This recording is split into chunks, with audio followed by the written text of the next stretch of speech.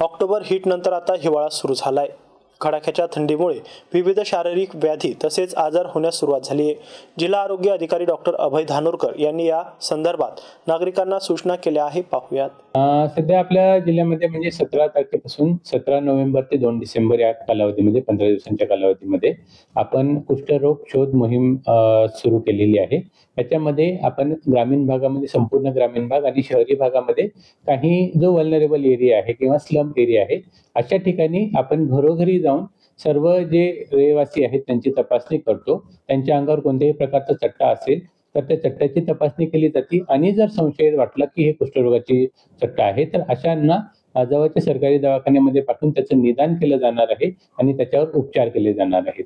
याचा मूळ उद्देश असा आहे की आपल्याला 2027 पर्यंत कुष्ठरोग मुक्त आपलं महाराष्ट्र करायचं आहे। कुष्ठरोग मुक्त भारत करण्याचा आपला संकल्प आहे। तर त्याचाच एक भाग म्हणून आपण ही मोहीम घेतो आहोत, जेणेकरून जास्तीत जास्त जे कुष्ठरुग्ण आहेत त्यांना उपचाराखाली आणावं, त्याच्यामुळं समाजामध्ये कुष्ठरोगाचा समूह नायनाट होईल आणि दुसऱ्यांना कुष्ठरोग होणार नाही। सध्या थंडीची साथ आलेली आहे, त्यामुळे जे कॉमन आहेत की व्हायरल इन्फेक्शन होण्याची शक्यता जास्त आहे आणि जे कॉमन कोल्ड आहे सर्दी, ताप, खोकला असे रुग्ण वाढण्याची शक्यता आहे किंवा कोणतेही वातावरण जेव्हा बदलतं त्यावेळेस हे आजारांचं प्रमाण वाढतं, कारण व्हायरस एकतर म्युटेट होतात किंवा त्यांचं जे आहे प्रोडक्शन वाढतं।